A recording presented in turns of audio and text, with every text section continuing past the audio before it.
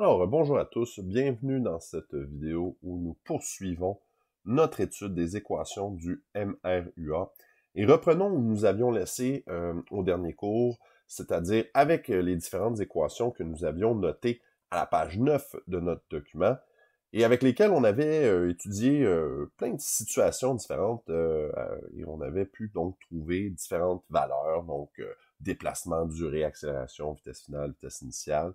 Rappelons-nous également que certaines de ces équations ont des particularités, notamment la deuxième pour le MRUA.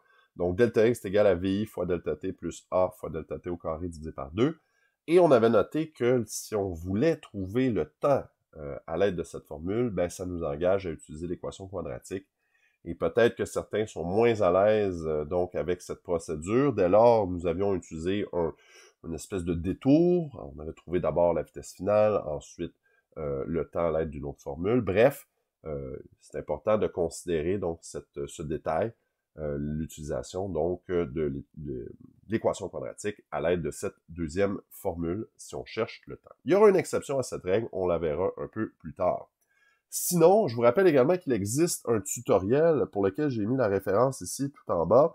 Donc, ce tutoriel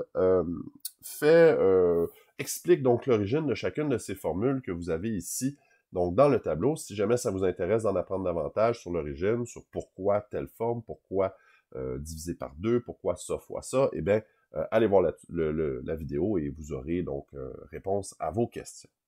Donc, sans plus tarder, poursuivons l'analyse de certains mouvements grâce aux équations du MRUA et rendons-nous pour ce faire dans notre cahier d'exercice à la page 77.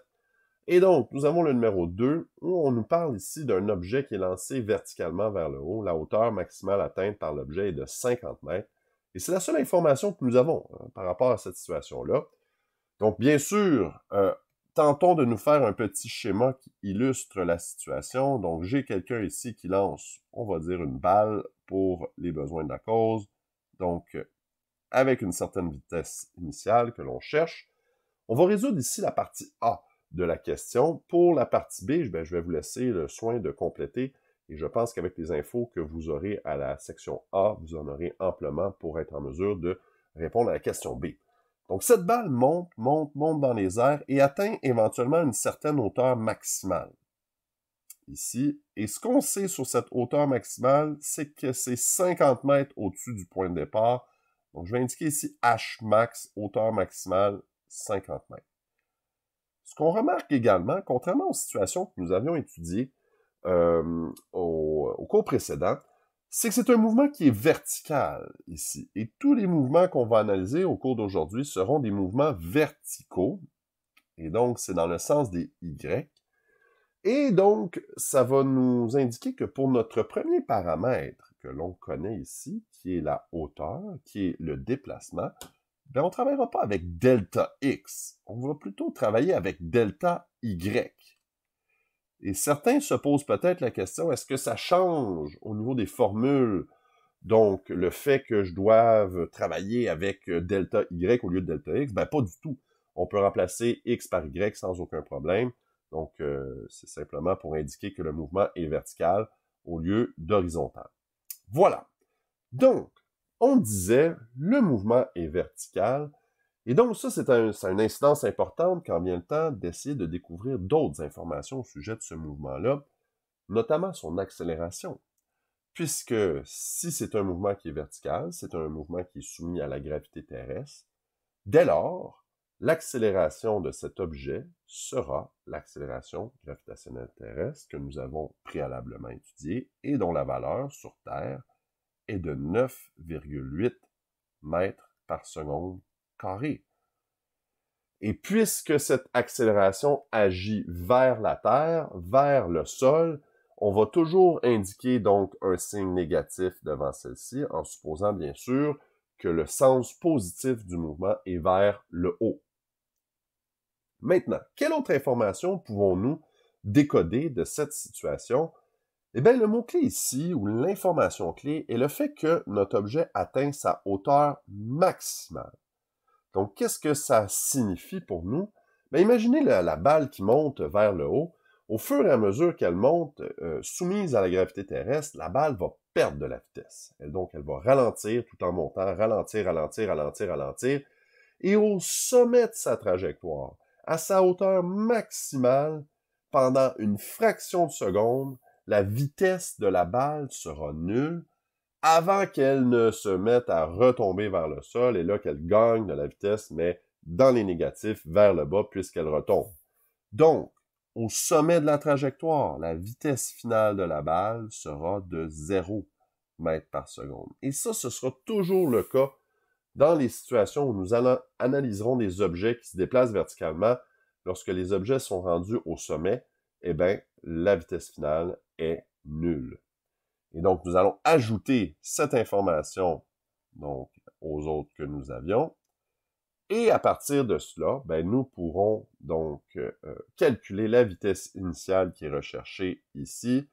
Voyons voir dans nos formules laquelle va nous permettre de faire ça. Et on voit assez rapidement que c'est celle sous la forme ici, là, la troisième du MRUA. VF carré est égal à VI carré plus 2A delta X. Donc, j'ai toutes les informations ici. Et bien sûr, je le disais tantôt, le delta X deviendra un delta Y.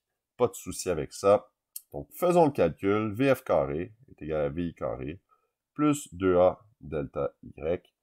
Je vais remplacer les différentes informations. Donc, vitesse finale 0. J'ajoute toujours les unités de mesure dans mon calcul. Vous pouvez le faire ou non selon vos préférences. Vitesse initiale est inconnue, c'est ce qu'on cherche. 2 fois l'accélération, moins 9,8 mètres par seconde carré. Et le déplacement, lui, qui est de 50 mètres. Donc, si je mets 0 au carré, bien sûr, ça fait 0. Mètre au carré divisé par seconde au carré. Vitesse initiale, c'est ce que je cherche. Plus 2 fois moins 9,8 fois 50, ça va nous donner donc moins 980 mètres carrés par seconde carré. Donc, je vais mettre ici, au lieu d'un plus, un moins, et je vais indiquer le résultat, donc, de 980 mètres carrés par seconde carré. Donc, je cherche à isoler ici VI. Donc, je vais envoyer moins 980 donc de l'autre côté. Donc, ça va faire plus 980 mètres carrés par seconde carré. Et ça représente une vitesse au carré. Ça tombe bien parce qu'on va faire la racine carrée. Ce faisant, on va éliminer les à la 2, ce qui va donner des mètres par seconde.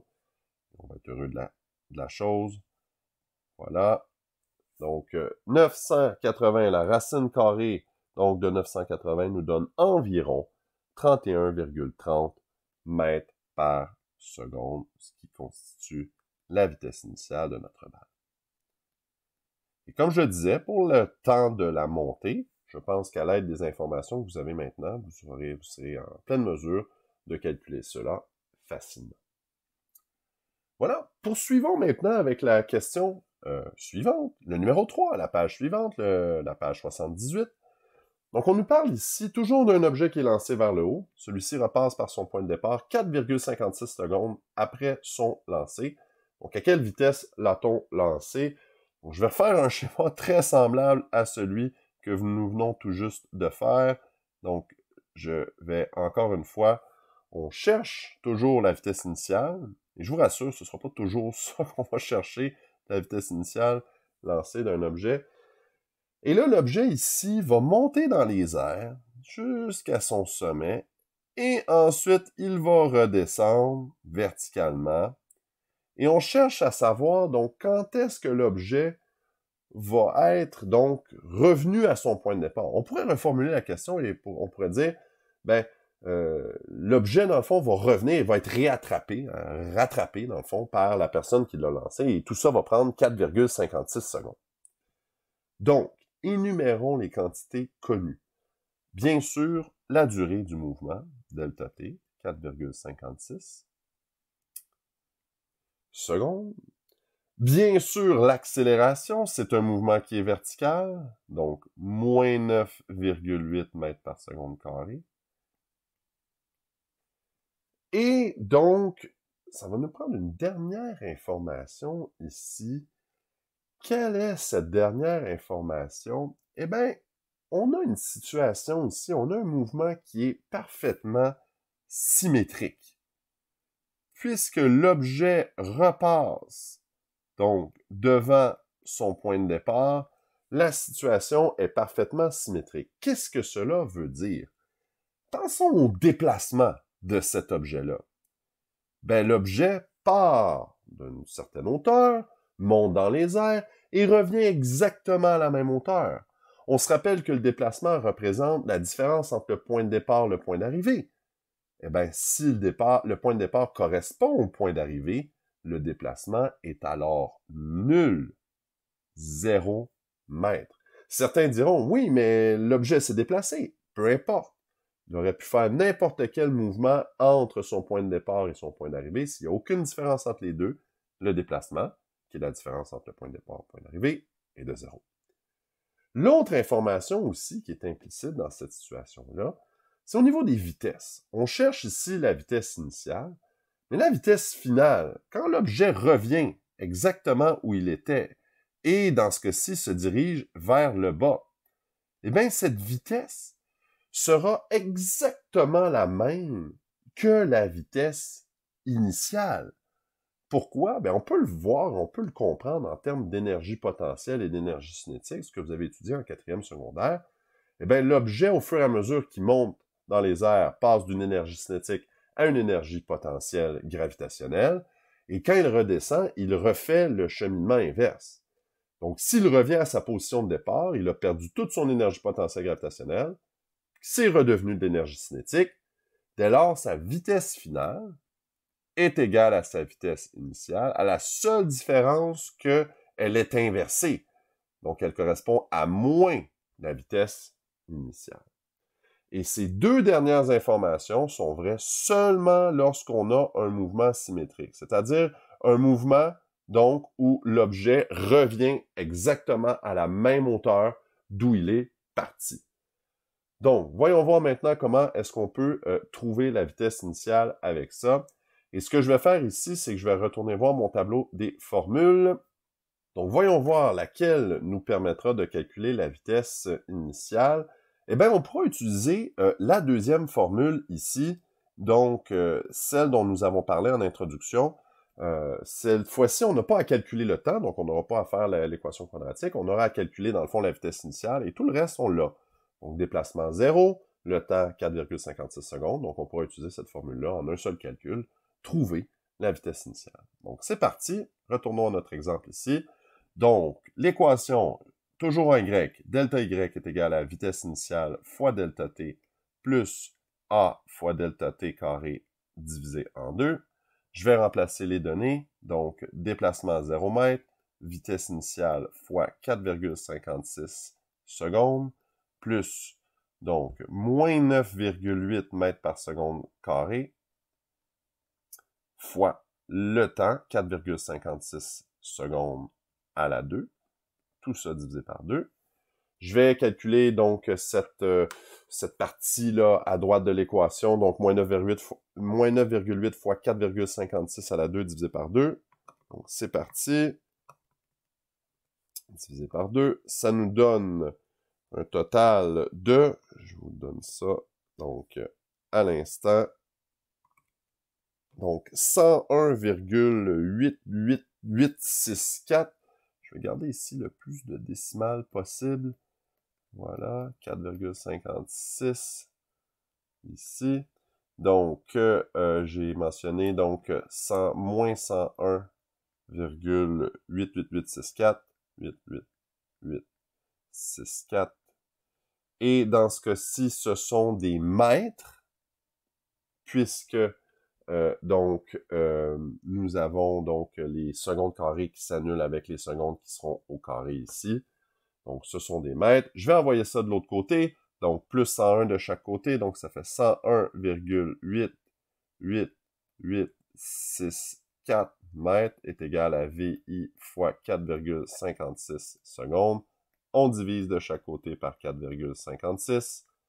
Et le tour est joué, 4,56. Donc, ça nous donne ici, aux alentours, ben, même pas juste aux alentours, précisément, donc une vitesse initiale de 22,1 344 mètres par seconde. Donc, voilà. Ça n'aurait pas été la seule option ici pour trouver donc la vitesse initiale. On aurait pu utiliser également la formule, donc A est égal à VF moins VI sur delta T, et ensuite donc faire le calcul à l'aide du fait là, que VF est égal à moins VI, donc ça nous donnerait moins 2 VI au dénominateur. Bref, l'une ou l'autre des deux méthodes nous mène exactement au même endroit. Donc, dans tous les cas, on serait arrivé à l'objectif. Voilà.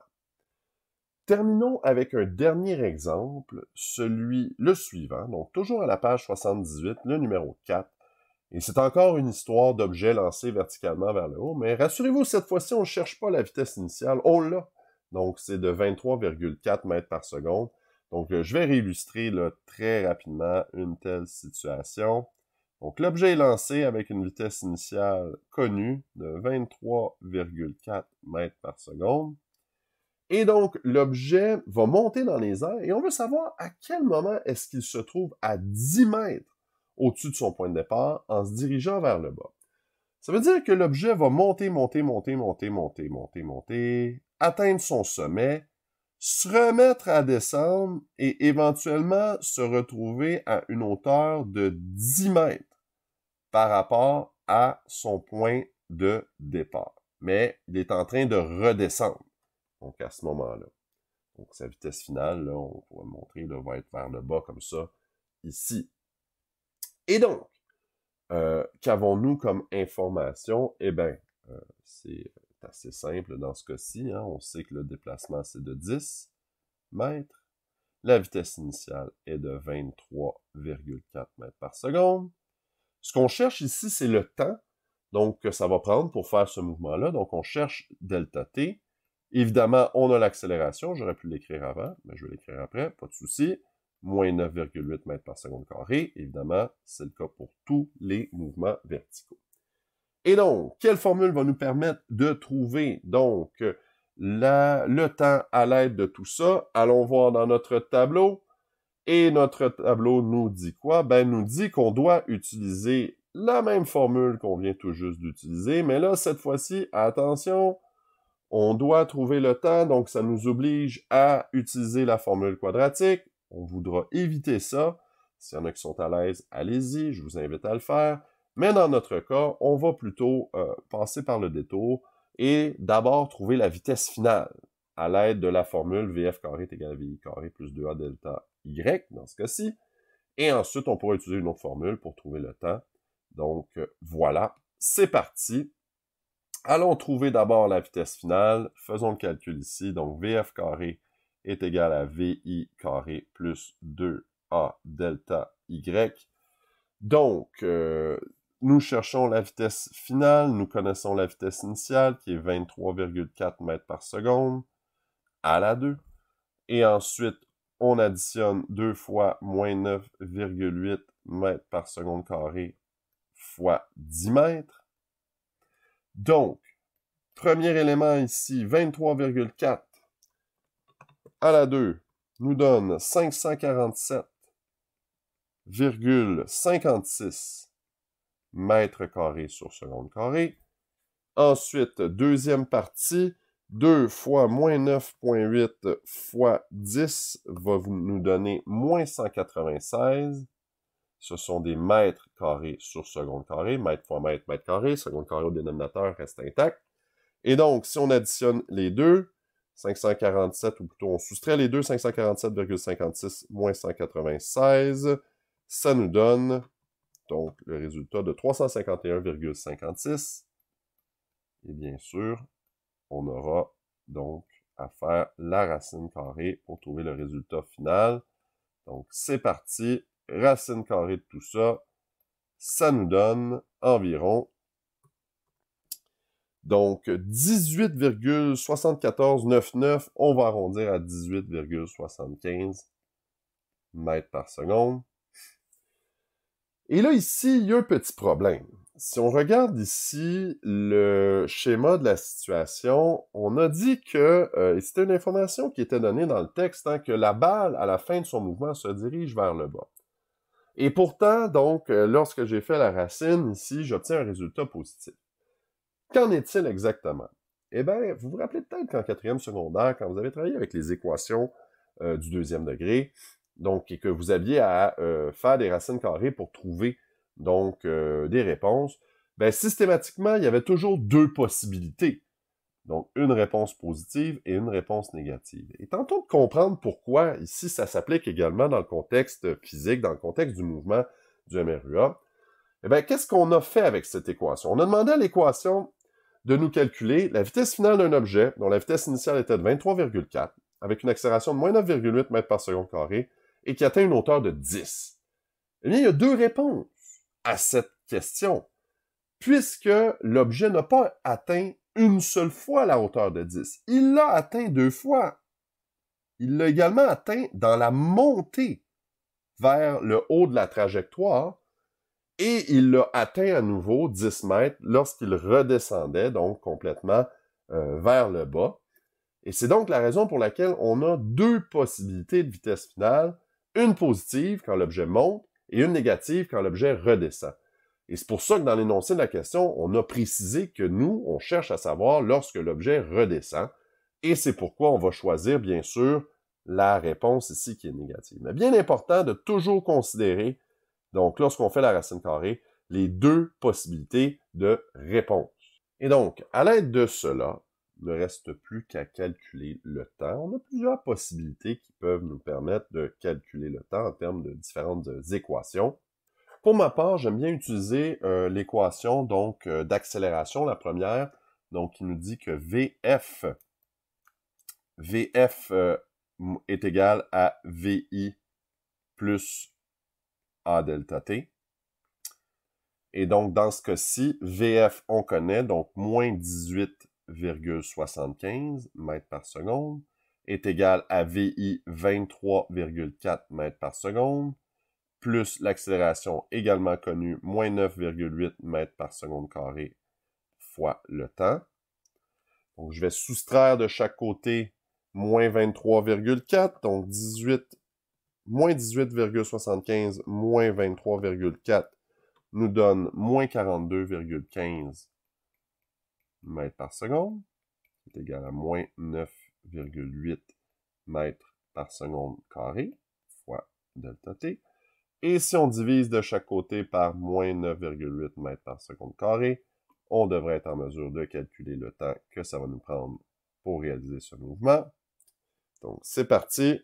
Divisé par moins 9,8, ça nous donne environ, je vais écrire la réponse ici, donc un temps de 4,30 secondes. Et pour ceux que ça intéresse, on vient de diviser ici des mètres par seconde par des mètres par seconde carré. Donc, c'est comme si on multipliait par la fraction inverse, multiplié par seconde carrée divisé par mètre. Dans ce contexte, les mètres s'annulent. Seconde au dénominateur s'annule avec une seconde au numérateur. Il ne nous reste que des secondes. C'est du temps. Et donc, ça représente la réponse que nous avons obtenue.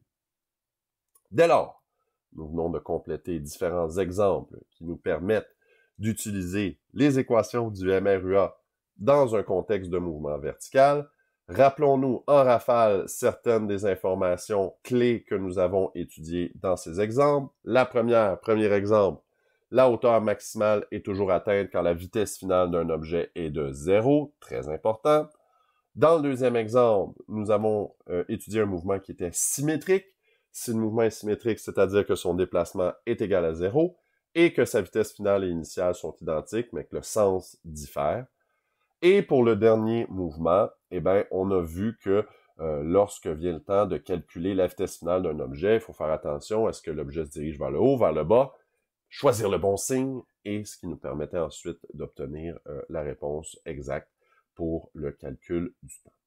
Alors voilà, ça fait le tour des exemples pour l'utilisation des équations du MRUA dans le contexte de mouvements verticaux. Et j'espère qu'à l'aide de ces exemples, ça vous aidera dans votre étude de les 10 mouvements.